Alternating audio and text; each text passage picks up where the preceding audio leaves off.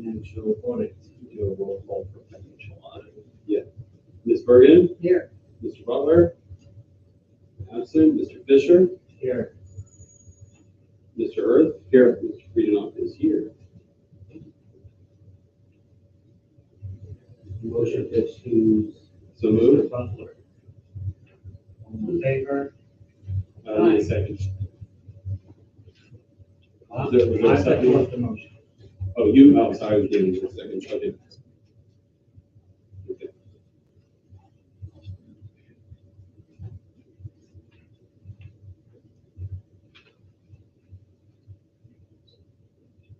Okay, on the financial audit part of this meeting, we have basically a report and to accept the minutes from the previous meeting. I have a motion to adopt agenda. So moved. Just a second. Oh, yeah, so move. I'll second, I think. All in favor? Aye. All right, Mr. Friedenoff. First of all, did everybody have a chance to review the minutes and approve it? Yes. Okay. Yes. Motion to approve the minutes from 03/27/23. Is that you making a motion, Mr. Yes. Fisher? I'll second that. All in favor? Aye. And here we have a report on the financial audit. Okay, so there were three findings, which is significant decrease from previous audits. The first two items were tied to the permissive motor vehicle license fund, which was set up let's say like this, it was not set up by the last audit, and it was actually set up at the beginning of 2022, just creating a separate fund for the receipts from from that permissive motor vehicle license tax fund that is set by the state, I believe. It's collected by Bureau of Motor Vehicles for anyone with these addresses, and so that money goes towards road fund type expenses. There is a list of different restricted items that money is allowed to use for, and therefore it's in a separate fund. That fund was set up, I believe it was in April, is that correct, Ms. Bergen? Yeah. And that was actually started in April of 2022 before my tenure in this position. There was a finding that, that finding was that the fund was not set up correctly in 2021 and partially 2022, but it had been corrected. So although it had been corrected in 2022, it was still presented as a finding. That was the first two findings were connected to the creation of that fund and then the reporting of that fund. The final finding was tied to coding. There were a handful of items which I'm in the process of updating in UAN. They were just coded incorrectly. Some of them were, instead of principal and interest, it was capital outlay and interest. So for vehicle purchase under UAN, it has to actually say principal and interest on the line item.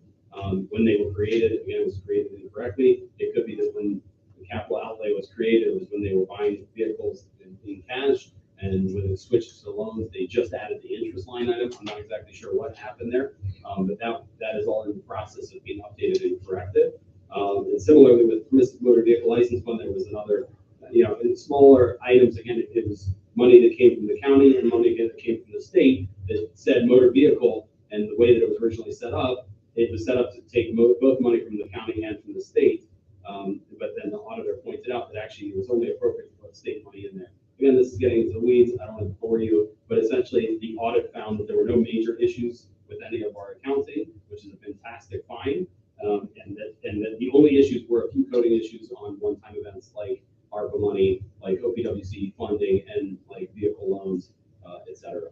So that is pretty much the end of the audit report. But it did that. We're clean, we're good. They're waiting for me to send them an updated fund report. Basically, the fund report balances have to be updated once we move the money from the incorrectly coded fund to the correctly coded fund. That just once that is finished being updated, I will send it to them, and we will be fully closed out of the audit. And at this point, the audit has been accepted. Correct. It has been accepted. I actually sent you a copy of the final draft sheet. That was recent. I apologize. That wasn't provided for everyone.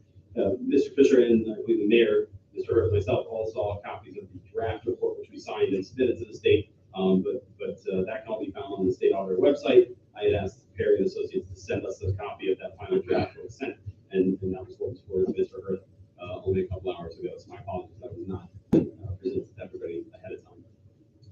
Any questions? Thank you, Mr. President. We have no new business. We would like to adjourn from our Financial Audit Committee meeting, part of the finance meeting.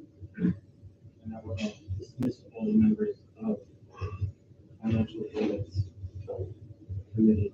Do I have to set forth the agenda, motion to adjourn from that? So motion to adjourn. Motion to adjourn from, you're putting forth. Thank you. So motion. You did your motion. Want me to second or I'm motion? second. Okay, very good. We're all good to second. All those in favor? Aye. Okay. And then we need to open the finance committee.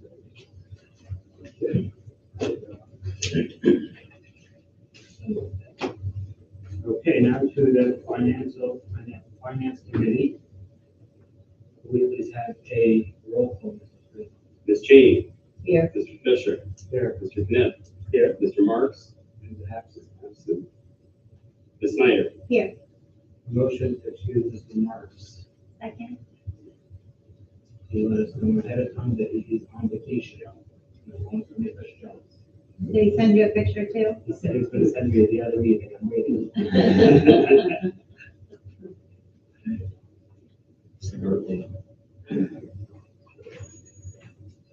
Okay, do I have a motion? I put forth a motion to adopt today's agenda as stated. So moved. Right, it's the next meeting. No, that's not me. So moved. I'm not sure where I'm at. Well, in favor, Missing a second on that? I made the motion. Oh, you made it. I'm sorry. Okay. All in favor? Aye. Okay, agenda adopted. We have a motion, did everybody have a chance to look at the minutes from the last meeting? Do I have a motion to accept the minutes from the previous meeting, September 11th? Yes, I put forth the motion. I will second. All in favor? Aye.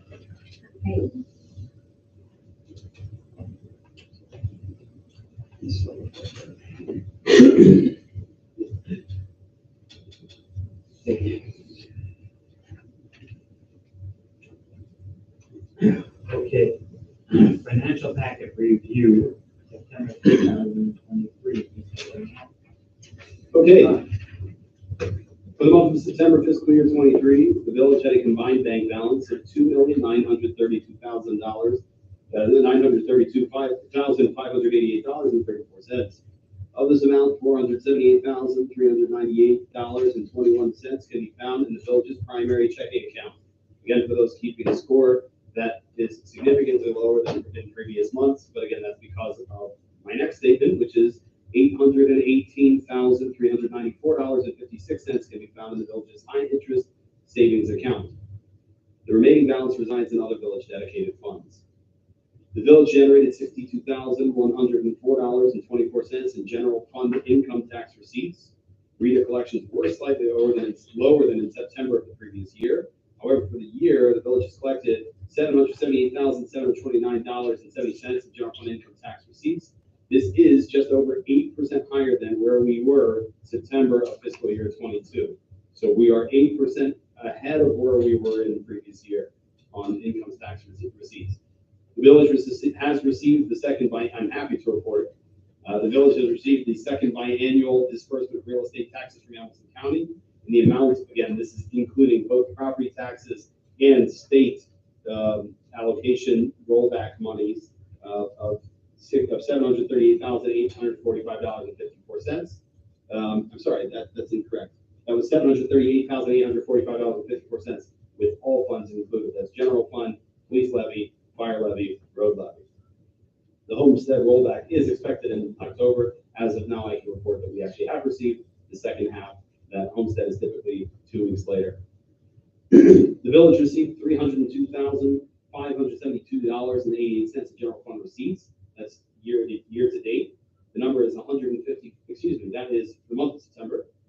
That number is $154,000. $154,130.12 more than September fiscal year 22. This increase can be attributed to the fire levy. Obviously, last year we were not collecting the fire levy. This year we are. So hence the massive increase in general fund receipts. I think that's backwards. Excuse me. That doesn't sound right. I apologize. I have to look at that. The DA program received $838 this month, which puts the annual total to $114,238.09. That being said, the village projects receipts of approximately $152,000 for the year for that program. Still lower than we expected, but again, the way that fund works, we never really know whether whether the shoe drops and we get a nice windfall or we get a dry spell, which is what it's been as of late. The STAR fund earned $7,010.11 for the month of September, totaling $47,593.07 for 2023. That's significantly higher than we had originally expected. I had mentioned $818,394.55 of the reserve is currently placed in the Fifth Third Savings Account, earning this month alone $2,343.20. This account projects an additional $25,000 in annual interest earnings. Again, that's not from now to the end of the year. That'll be January to December of 2024 if interest rates maintain. My understanding is that the interest rate, actually, the Fed was just raised another, I believe, 25 basis points, which means that we're going to be making more money on our interest. That's top 5 payees for the month were Atleta, Payroll, Deer Park Silverton, Rackenbauer, and Rumpke. Total village general fund appropriation spent for the month was the amount of $169,898.14. This figure is $67,355.72 less than September of fiscal year 22.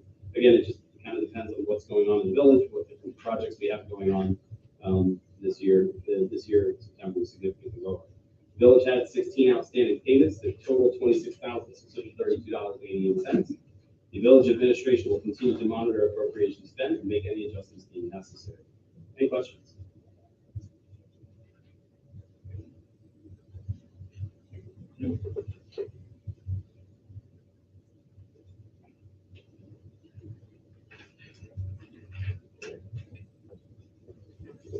Thank you, Mr. President, for the report. My pleasure. All right, the next on our agenda is the draft for 2024. The administration, please elaborate and explain. So I'm going to pass this out. Everyone should have a copy of this. Sorry, it's small print. Try to fit it all on one page.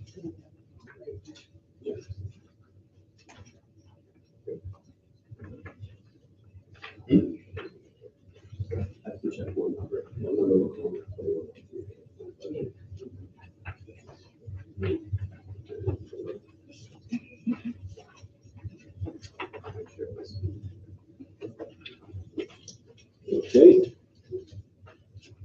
Okay.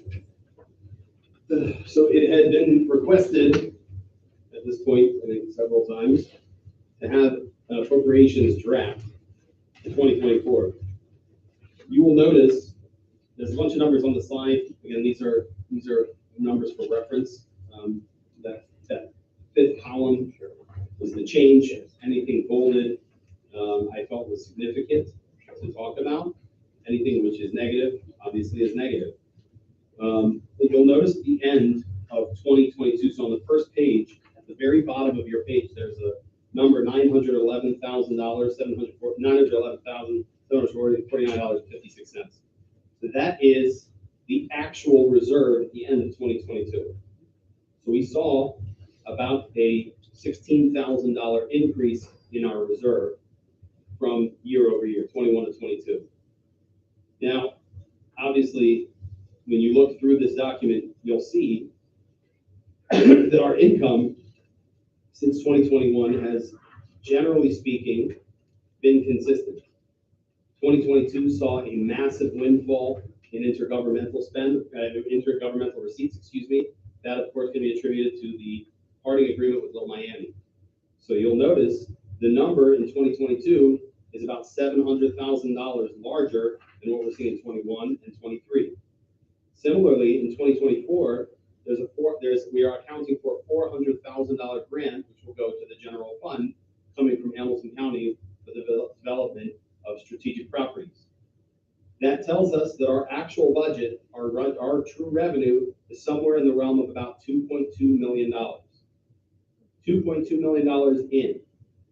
Now, what I have presented to you here on the first page and on the last two pages are three scenarios. You'll notice they are all very similar. However, the big deal is the number at the bottom of 2024. Or at the bottom of 2023, depending on this one, I put it on that column just for, no, I'm sorry, I don't know why that's negative. That should not be negative.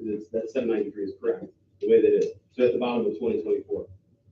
So the difference at the bottom of 2024 on the first page is not taking on any additional expenses that we do not already have grant money for or budgeted tax receipts.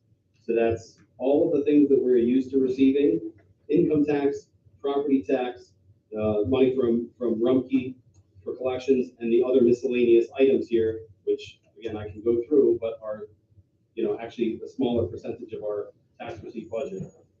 The difference is in the amount of spend. So you'll notice one way or the other, whichever page you're looking at, either the first page, the second page, or the third page, the police enforcement personnel services, I project to require about $707,000 for the year.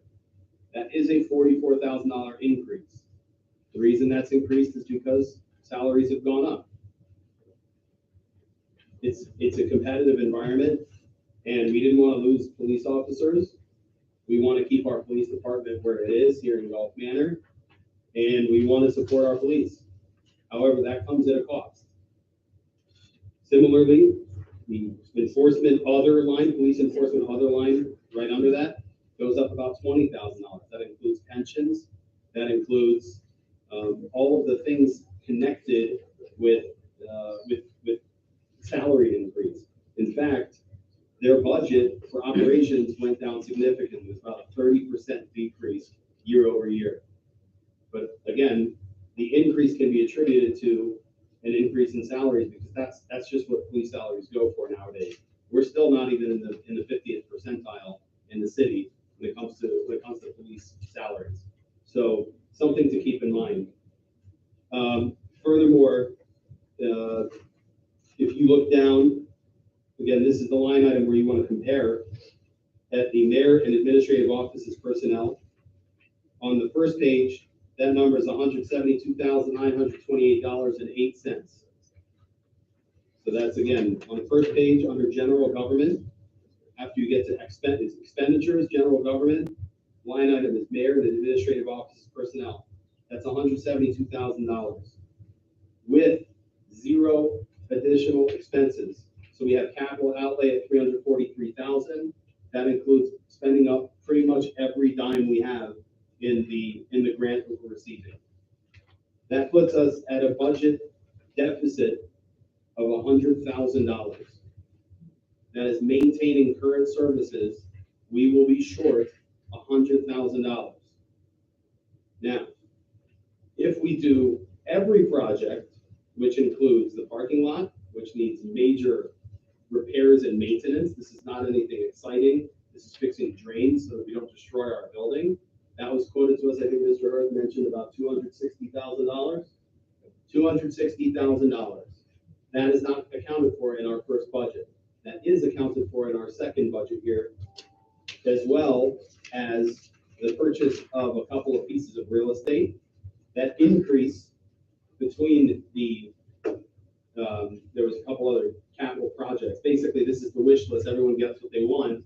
That leaves us with a little over $169,000 at the end of 2024. As you can probably imagine, that is an unsustainable model. That pretty much wipes out our entire reserve. And that does not even afford us 1 month of expense. It affords us a light month of expenses. General best practices is 3 to 6 months of expenses in your bank account. So we want to make sure that we keep that where we are. This is a not feasible budget. In my opinion, my recommendation is that this is not a feasible budget. The final budget here is still dipping into the reserve. It does not allow for any capital outlay projects, any capital expenditures, other than those which are funded by grants. But this does include the creation of a new position. The creation of this new position still creates a budget deficit of $174,000. $174,000. That is a budget deficit that could be weathered for a couple of years. But again, if you do any projections, if you do any long-term planning, that money is going to be dry in about 3 or 4 years. My recommendation would be not to add in additional staffing at this time, especially with the constant increase of cost of personnel, which we expect goes up with basic inflation between 2 and 3% every year. The issue with our situation is that our income is not increasing. As you see, once you adjust for grants, our income is about 2.2 million. But if you look at our expenses go up. They go up from 2.2, and in 2023 they're 2.4. In 2024 they're about 2.5. Again, once you subtract the money spent for grants, we are increasing in expenses. Now, this is a. So the federal government had offered to communities the ability to pay retention bonuses to police officers who were with us during a prescribed period of time during the COVID pandemic. We successfully applied for that money and received it. Tonight, there's legislation in the packet to approve payment of stipends at $4,000 to each employee in the police department who qualified underneath or under the auspices of that particular program. So again, that is not money coming out of our general fund. That is money that was given to us specifically through COVID funding to be able to pay. One of the things that I would note on that is that the officers who receive that stipend are obligated to remain with us until the end of 2024. If they do not, they are obligated to pay that money back to us, and there will be an agreement that they will sign at the time they're getting that money. I don't recall the agreement in the legislation. The agreement that date? Yes. It isn't there? Okay.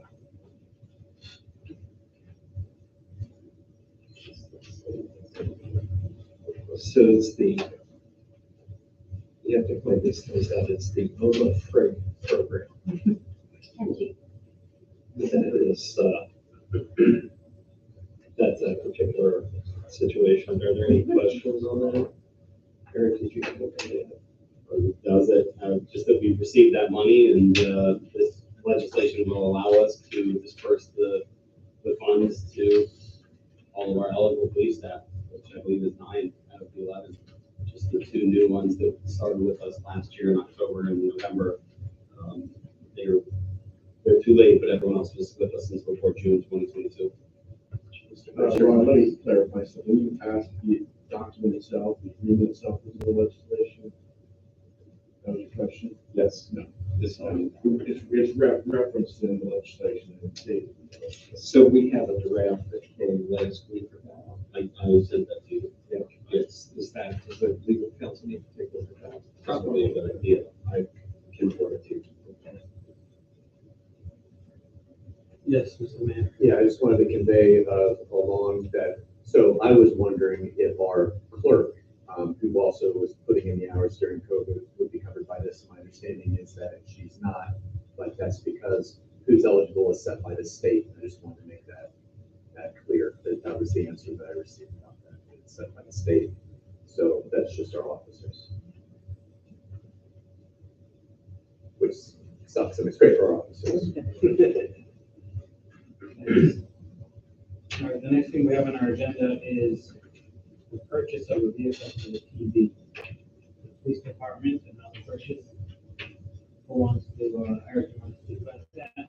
I'm happy to. So we have currently, we hold a lease with Jeff Weiler Nissan in Cincinnati. We pay about $370 a month for a lease on a vehicle that we do not own. Annual cost of that, you can do the math, around $4,000 a year. My proposal to Ron and to this committee is to purchase that vehicle off the lease instead of having to replace it. The concept of replacing it would require re-outfitting a new vehicle at a much higher cost. Leases are also at a much higher cost. The approximate residual value of this car in 4 more years with appropriate mileage will only be about $6,000 or $7,000 less than it's currently valuated. So that means that for the cost of about $7,000 over 4 years plus maintenance, we will have this car. That does require a significant investment up front. But again, all of that goes into the principal of the vehicle and will be sold at the end of 6 years or when the position is vacated. I think we said 6 years just so that we can make sure to get max value out of the car. But if there is no reason to keep this car, then it would make sense, of course, to sell it. But again, the point being that it makes a lot more sense to put in a little money and spend $7,000 over 4 years rather than spending $4,000 a year to have a lease, which we don't own. We have no equity in it. So the chief, I'm sorry. I'm going to say what Chief Campbell also asked us to convey is that these funds come from funding for the DEA program. So again, this is not being budgeted through our general fund. Right. This is I apologize. This is our DA, the employee who works between us and the DEA. This is his vehicle. So this is his. Essentially, this is what he already is using. It's not the purchase of a new vehicle. It's just the purchase of a vehicle rather than continuing to lease and throw away, significant amount of cash.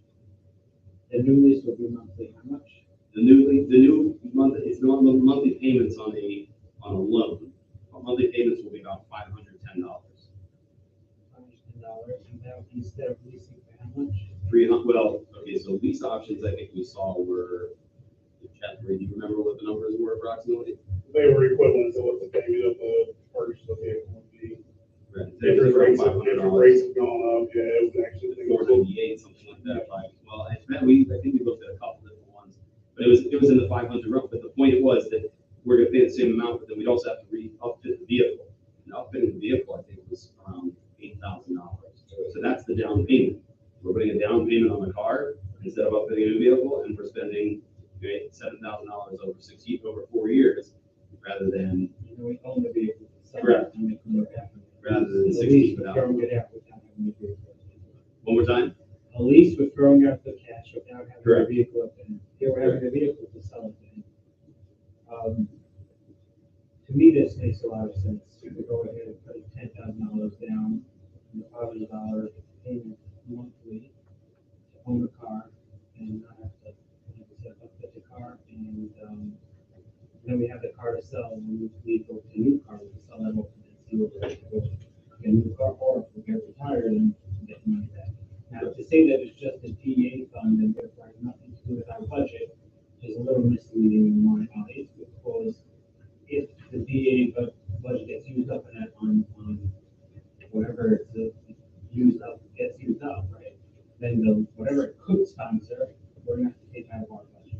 So you're right, it's not close to coming out of our budget right now, but the more expenses that we add on to the DA fund, that means that the leftovers that it can't cover is going to come from our budget.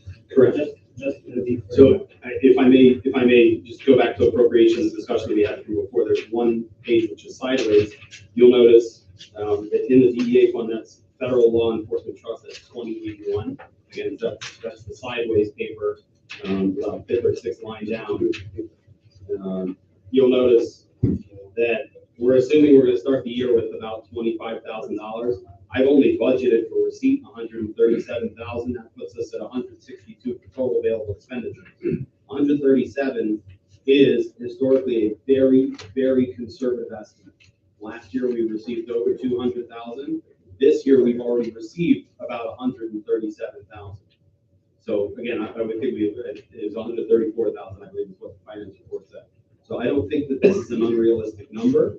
This gives us enough for personnel expenses, which is $89,000. And the other line item there does include one car payment for the assistant chief vehicle, the $500 a month for the Nissan, and includes all other benefits that come with that personnel services line item. So it is budgeted for, I think, in a very conservative way, that we should not have to dip into the general fund at all. If we do, in fact, only get $137,000 next year, we will be left with very little for 2024, which could impact, that definitely could impact the 2025 budget. But again, we can tweak that towards the end of the year if we see that we just don't have the money. I guess we can't really tweak that. We can't really tweak that. Oh, correct. It puts us. What's gonna end up happening is you're gonna have to take out from the budget to pay these cars. That's what I'm saying. It's not. But it is reimbursed. Once the DEA fund money comes, it is reimbursed. Correct. If that money comes in. If not, we have to solve it. Is it so? Yeah, what you're saying is correct, but historically, the data indicates that we will receive more than $137,000 in a year.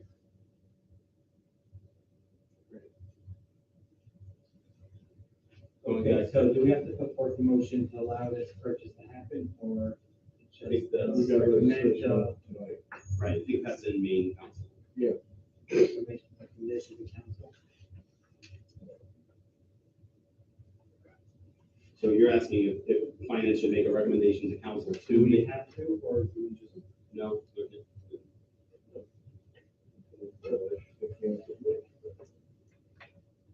You can choose to make a recommendation, you can choose not to make a recommendation, that's up to you. Not going to every time make a recommendation.